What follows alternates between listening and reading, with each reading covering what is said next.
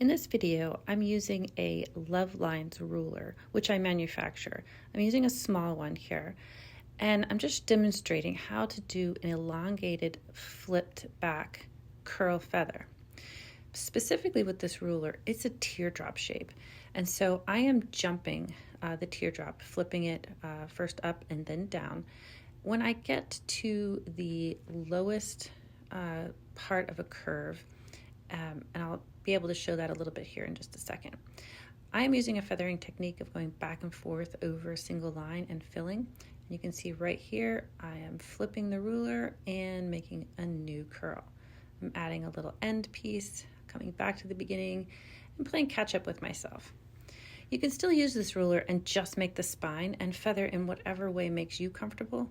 This just happens to be a fast two-sided feather that I'm demonstrating in this video.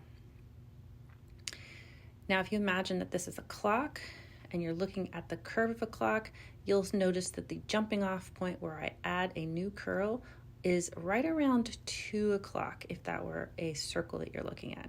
So I'm heading back up here, and when I get to that 2 o'clock spot right there, I'm flipping the curve of the ruler, and now I'm making a new one.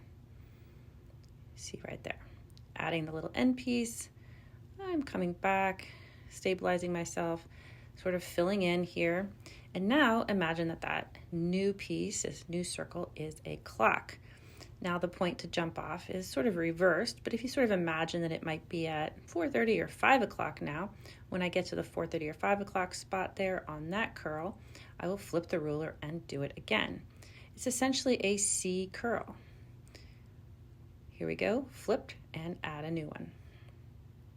It's important whenever doing a double curve feather like this to make sure that you leave yourself adequate space on both sides of the ruler. So you can see that this is about 4.5 inches, and so this little ruler is about 2 inches wide, leaving plenty of